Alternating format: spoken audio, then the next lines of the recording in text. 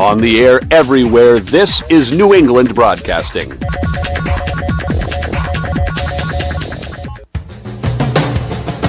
Good morning, good afternoon, good evening, good night. It's the Ron Van Dam Show. Hold on tight, things can get a bit weird, if you like that sort of thing.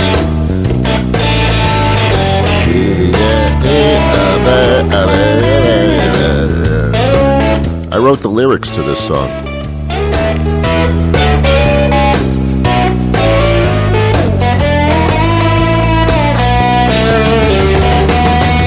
Hey, welcome to the Ron Van Dam Show. We do this every single weekday. Unless it's not a weekday, then we don't do it. Also, if it's a major holiday, I just go into hibernation. So I don't do it then either. I also don't do it if I don't feel like it, but I always do, so that's good. For me, not for you, necessarily. I don't do this by myself. There's a lot of people that help me out. For example, the music that you're hearing in the background, that's by Jason Shaw. He composes the music for our program. Thank you, Jason. And then also the lovely and talented John Shanahan.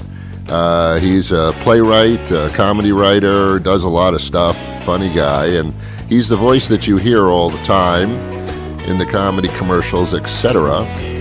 And then there's the British babe that you hear at the beginning of the program, and a lovely young lady who books many of our national interviews here on this program, Nicole Reed. Thank you, Nicole. Then there's my dry cleaner who gets the stains out of my shirts when they appear for no reason whatsoever. Thank you, Bob. I made that up. I don't know his name. I think it's Martin, because he used to Martinize, and I think all he did was he would gather up a wad of spit in his mouth and spit on my shirts, and for some reason they came out spot-free.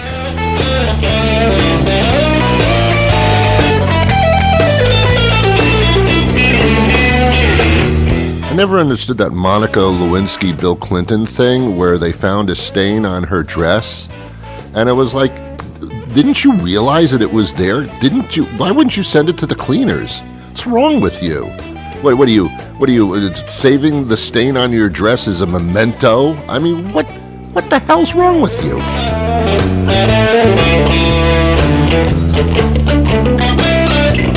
I don't understand impeachment. Bill Clinton was impeached, and yet he carried out the rest of his presidential term quite well and quite handily. So what the hell does impeachment mean? That's like when a bunch of other guys get together and say, well, that wasn't a good idea, Bill. But go on and do your thing. What does that mean? And what does impeachment have to do with peaches? I never saw any connection between impeaching somebody and a fruit. I don't understand where you came up with this.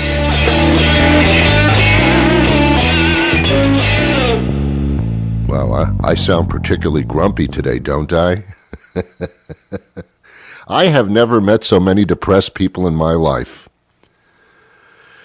I meet a lot of people in this profession, which is odd because I don't really care for people. So I don't even know why I'm doing this, to be honest with you. I should be a hermit somewhere in a cave. Yeah, I mean, all I need is a cave, heating, air conditioning, a TV, a refrigerator, and I'm pretty much good. You know, there's nothing really else to talk about here. But I run into people, and I say, how you doing? They go, oh, okay, I can't wait till the winter is over. And I say, why? Don't you enjoy snow sports? I say, no, it's not that, Ron, with your sarcastic little question to me. The thing is that when it gets dark early in the winter, it depresses me. Is that a thing? Is that really a thing? Are you telling me because it gets dark, you go into a deep depression? Are you kidding me? What do you do when you go to bed at night? Do you get into a depression before you fall asleep because it's dark in the room? How can it get, if it gets dark a little bit early, that bothers you? If there was no sunlight whatsoever for a period of time, like there is up in the Scandinavian area, the greater Scandinavian area, I can understand that being depressing because it's only like daylight, like for 17 minutes. Otherwise, it's night all the time. I get that as a problem. But because it gets dark at 5 o'clock, you're going nuts? What are you, crazy? Don't walk around making up these incredible depressive statements because it gets dark a little bit early. What's your problem? God. I guess it's a real condition because they actually put a name on it. I can't recall what it is because I don't have that many brain cells left, but there's a word for it when the winter depresses you. I don't understand it. I don't know. The summer depresses me. I'm of an age where as soon as the sun comes out, we're talking skin cancer. So, it's... I love my dermatologist. She's a very, very nice woman. Very knowledgeable, very good at what she does. She's serious, and she has an assistant that comes into the examining room with her, and she yells different data to the assistant, and the assistant writes it down feverishly. So they're quite a team of incredibly efficient people. But she'll look at me, and she'll look at my face and my arms and stuff and my buttocks. And she will tell me if I have any type of possible looming precancerous situations. And there's always something. I don't understand it. And I think I've told you this story before, and this is just a warning to every parent, every single parent. The skin doctor, the dermatologist, skin doctor, I guess, is this is very archaic. I go see skin doctor. She's a dermatologist, and she says, Ron, when you were a little kid, did your mother take you to the beach a lot? And I said, to be honest with you, I can't recall yesterday, much less what she did with me at the beach decades and decades and decades ago, centuries ago. Yeah, I guess I went to the beach. And she said, well, that's where you developed your skin cancer from being in the sun too long when you were an infant. I said, wait. Why didn't you tell me this before? Where were you when I was 2 years old? Where were you when I was running around the beach naked at 4 years old? Where were you? And I wasn't born yet. I understand. So you're blaming this, A, on my mother, which is accurate, and B, you're telling me that I have a condition now because of something that happened so many decades ago. And she says, yes, that's how that works. So I'm telling parents of young children, whether they be 2, 3 years old or even up to 10, 11, 12, 13 years old, put sunscreen on them and don't leave them in the sun that long. They're not rotisserie chickens. Because later on in life, when they become older, this will come back at them. Wow. That was weird. What else did I do when I was a kid that's going to come back at me? Your Honor, all those times you masturbated in your bedroom with the door locked? Yes? Carpal tunnel. Is that what that's from? Is that why my wrist hurts? Yes. That's... Why didn't somebody tell me? Yeah, like you would have stopped. Even if you had the information, you would have stopped doing that? I don't think so. You're right. When you're right, you're right, doctor. When you're right, you're right. Stuff comes back at you. People have emphysema at the age of like 50, 60 years old. Did you ever smoke? Yeah, I had a couple of cigarettes when I was a teenager. There's your emphysema. What? That was a long time ago. I know. The commercials say if you stop smoking, it's like you never smoked. Yeah, that's funny, isn't it? Gosh. And I've said this before, and I'll say it again until Thursday. I think today's Thursday, by the way. The cell phone thing, man, someday, I know it. I feel it in my bones. I feel it in my carpal tunnel wrist. Someday there'll be some type of medical report that will definitively state that the use of cell phones now causes brain cancer. We knew it, but we didn't know it. Yeah, it was a little obvious, wasn't it? We're bombarding signals of electromagnetic radiation from towers that are strong enough to reach your cell phone in your house The strength of that signal, and yet you keep it in your pants, you put it up to your head, and that doesn't affect anybody. You are crazy. You are crazy if you think that that's not causing damage somewhere. And women get away with this a little bit more, as I've said many times, because they carry their cell phones in their pocketbooks, in their little external satchels. Guys don't carry pocketbooks, not in this country. Maybe San Francisco, but that's it. Guys put their cell phones in their pocket, which is no more than 1.5 inches from their penis and their testicles. So signals are bombarding my crotch most of the day. And yet, no problem, no injury to me, no after effects, nothing, right? Yeah. Believe that, don't you? You know that the cell phone companies are so strong that if somebody comes out with a report that says cell phones are absolutely dangerous to your health, that person may not live through tomorrow. You know that's true. We live in a society of turning your head, of denial. A society of delusion, Donald. That's what we live in. As a matter of news, just for fun, and I don't want to talk about this man anymore, and I call him a man, he's a child. He's a child. This president guy that a lot of people elected, I know the country elected him electoral college-wise, but you don't have to go to college anymore, so I don't understand that. Popular vote, Trump lost. College, he won. You will never hear that phrase, anything that has to do with college, Donald wins. Are you serious? The most uneducated president ever won by an electoral college. Crazy. Was it Trump University? Was that the college?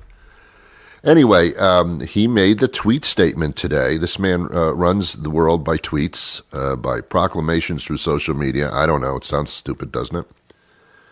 He says that the New York Times is the enemy of the people. I don't like to say shut the fuck up on this show because it's very, it's distasteful and it's wrong, but please. Shut up! Shut up! Shut up! Shut up! Shut up! Shut up! Shut up! Almost got a melody to it. That's kind of nice. That's my impression of a horse and also a great frustration.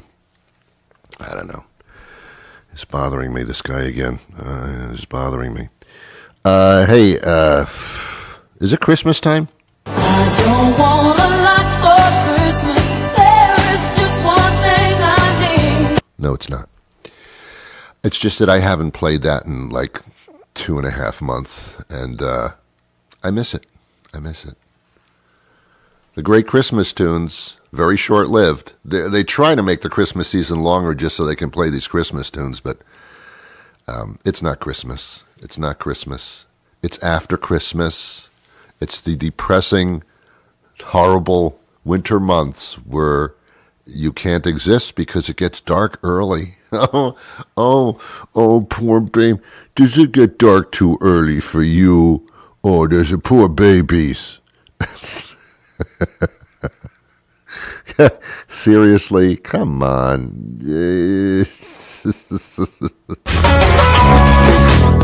Ron Van Dam likes to treat every listener as someone with whom he is having an intimate, personal relationship. Although no money changes hands, there are fewer sticky bodily fluids, about half as many apologies, and he probably won't have to get rid of your body in the long run. Other than that, it's a pretty standard relationship for Ron. You're listening to The Ron Van Dam Show. Thank you. Thank you. Thank you very much.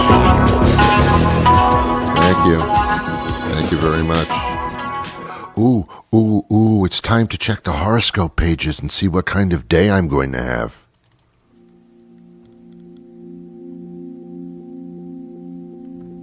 Greetings, fellow planet travelers. Kip Starchild here with your New England Broadcasting Horoscope-scape. Let's take a look and see what the stars have in store for you. Aquarius. The stars say you'll soon find happiness and prosperity, but then I think I hear them giggling to each other, so maybe take that with a grain of organic fair trade salt. Pisces. Your beautifully focused pursuit of meaning will soon lead you to a box of toaster pastries. Don't read too much into it, just enjoy some delicious toaster pastries. Aries. Unfriend everyone on social media and start again. Choose better this time. Taurus. Stop relying on WebMD and get that thing checked out already. People are starting to talk. Gemini. You will soon face a fork in your career path. It'll be the fast food industry or amateur bondage porn, so choose wisely. Cancer. When Mercury goes retrograde and Pluto is ascendant in the house of Cassiopeia, make yourself a sandwich. It will be amazing. Leo. Call your mom soon for interesting news. And by mom, I mean the real one. In prison. Virgo. You will soon win a very prestigious award. But beware, your acceptance speech will be interrupted by Kanye West. Do us all a favor and punch him right in the sack, okay? Douchebag. Libra. Your lucky number is 26, and your lucky color is blue. Look for instances where they appear together, especially on Tuesdays. This could help cure you of your extreme gullibility. Scorpio. It's time to stop eating things on a dare. Capricorn. Now that gay marriage has been legalized, perhaps it's time to take a really close look at exactly why you love musical theater so very much. Maybe? Think about it. This is Kip Starchild, and that is your New England Broadcasting Horoscope-scape for the month. Until next time, peace.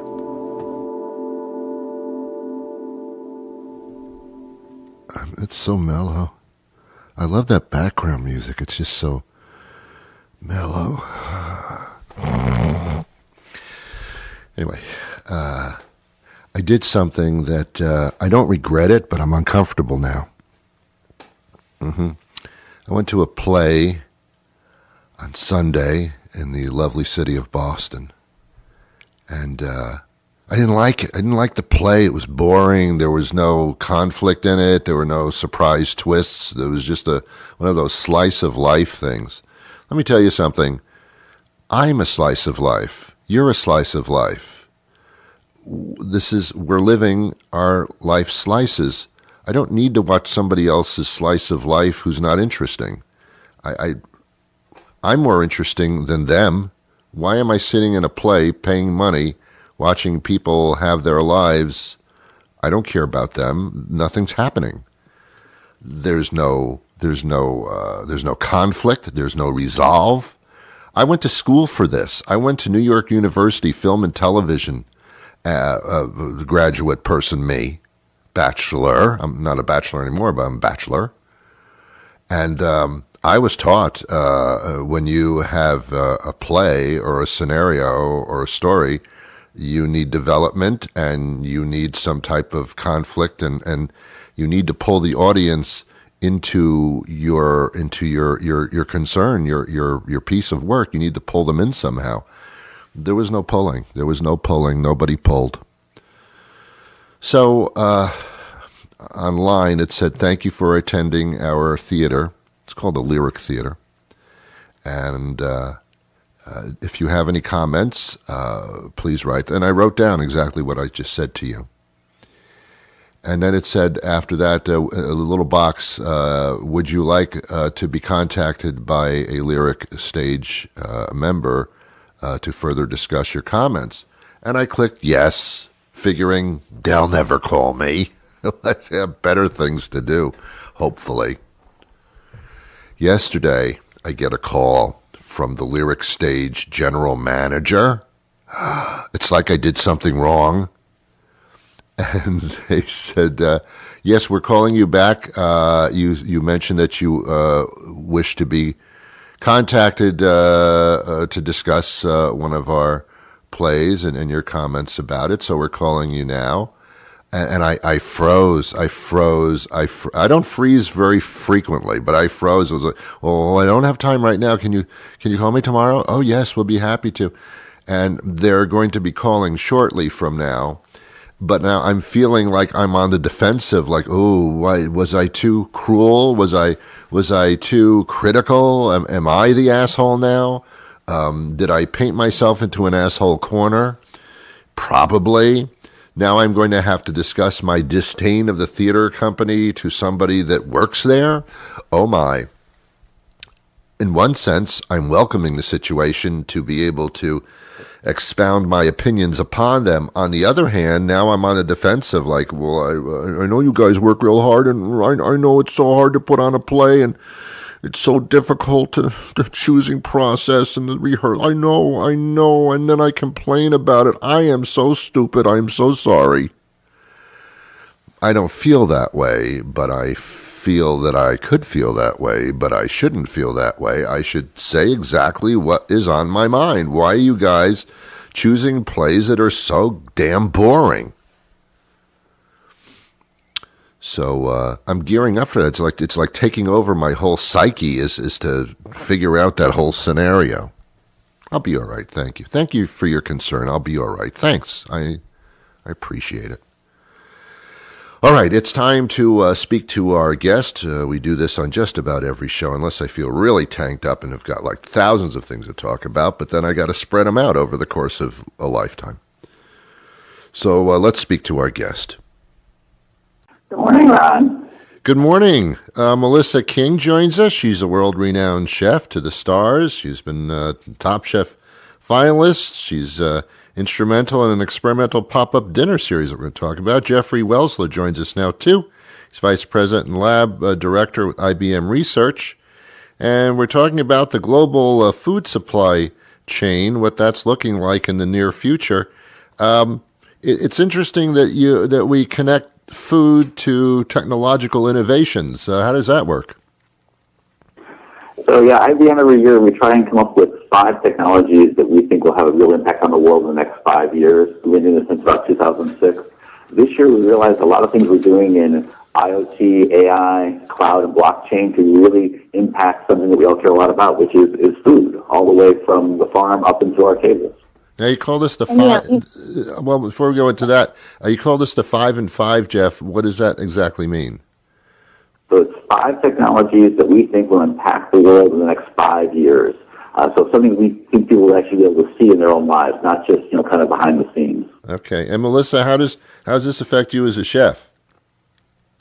Well, even as a chef, I do have a background in science, and I think, science and food play so well together. It's the work that IBM's been working on is quite fascinating to me. They're able to really provide food for the world in a much safer and sustainable way. Jeff, now how does this actually manifest itself? What are some of the specifics on how these technologies really make the difference?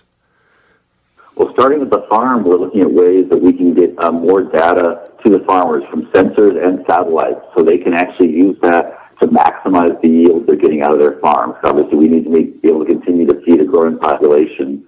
From there, if we think towards harvest, a lot of food, unfortunately, gets wasted in the supply chain along the way, up to 40% of it. Yeah. So if we use blockchain, we think we can actually track that better and eliminate some of that waste, and also make it safer along the way, too. Okay. And now, Melissa, as a chef, how would that affect us in the home? Does it make a difference here? Yeah, absolutely. I think that, with IBM's research, they'll be able to have like AI sensors on cutting boards at home that will really detect pathogens. So, you'll be able to put food on the table in a much safer way. Oh, wow. I never thought of that. That's interesting. Fascinating, right? Yeah. I guess I'm not supposed to think about it. Jeff is. So. Yeah, we're always trying to find ways. Obviously, looking for pathogens is something that we think we actually can do in the home, as Melissa said. We're also looking at ways you can actually measure the whole microbiome, so all the bacteria around the food, so even the stuff that's healthy and good for you. That might give you some headlights if something is about to go wrong, so we can actually eliminate any kind of outbreaks if they were to happen. Yeah, well, outbreaks. You can, like, take your cell phone, right, and scan that over like a salad and be able to detect E. coli and bacteria that aren't good for us. So I think it's quite, it's a great thing for the home. They should be able to detect if that's on the cell phone, actually, because I guess you need another cell phone to check that out. There are great concerns universally about what's going to happen to the planet over time, and that time seems to be getting a little bit shorter as far as acting quickly upon it. And as a result, there's going to be a lot of starvation and want across the globe where these crops will no longer be able to be harvested or created because of global situations. I mean, it seems like that technology is really needed in a way that we never needed it before. I think that's right. I think that we all know that the challenges will continue as we go forward. And as the food supply chain becomes more global, we want to make sure it remains very efficient, and so you can actually distribute food to everyone and make sure it's not just going to developed countries, for example. Yeah. Linking to that on the planet side, the last technology we're highlighting is an improved way for recycling plastic. Obviously, a lot of food comes in plastic, and we do our best to recycle it. With technology we use today, it's not as efficient as it could be. We have a technology you can actually recycle the plastic over and over many more times, so we think that will actually be helpful too. Yeah. You won't have to separate your colors anymore, right? That's right. The clear plastics, you can just throw it all in one place. That's right. Oh, wow. Okay. Well, I'll leave it to the experts. The two of you work together, and I don't want to bother you any longer. But how do we get more information about this, both for use in our home and also globally? So if you go to research.ibm.com on the website there, you can click on the 5 and 5. You can read in depth about the 5 technologies. You can also do some videos with Melissa talking about how it affects her as a chef and the home cook as well. Okay. The only thing that's missing in this interview is Melissa handing out free samples to the talk show hosts. I didn't see it happening here, but it's okay. Okay. All right. One more time where we get more information, please. Sure. On the research.ibm.com website, click on 5 and 5. You can view the whole technologies and see some interesting videos with Melissa talking about how they impact the chef at home as well as the restaurant. Great. Jeff, Melissa, thank you so much for your time today. Thank you. Thank you. Take care. Bye. Well, there you have it. I have laid it out before you. And thank you very much for sticking around today. Of course, it is at the end of the show that I announce the prizes. You didn't get a one of those. Do you have your ticket stub? You didn't get a ticket stub to listen to this? Oh my God. Yeah, if you subscribe to the Ron Van Dam Show on NewEnglandBroadcasting.com on that website, you should be able to. Oh wow. I am so sorry. Actually go to Ron Van Dam Show Podbean, and you can subscribe there, and then that automatically puts you in the running for the big grand prize, which will probably never be drawn, and someone who I know will definitely win it, so that I don't have to give the prize out. Is that legal, by the way? Can I do that? I think so, because you didn't pay for it, so I think I can do that. If you paid for something, then I would be apt to give you product. But you didn't pay for this, so I'm not apt to give you product. Nor, I mean, you didn't pay to win a prize, so I'm afraid it's not going to work out for you very well. This is not going to end well for you. All right, here's the winning number for today: 7, 22, 33, 34, 37, 96, that's 252. Sorry, I read that wrong. 253, 737, 1,275, 6,297.5. Anybody got those numbers? Nobody again. Unbelievable. Unbelievable. Nobody ever wins the prize. And by the way, that the bonus number to that is 27,563.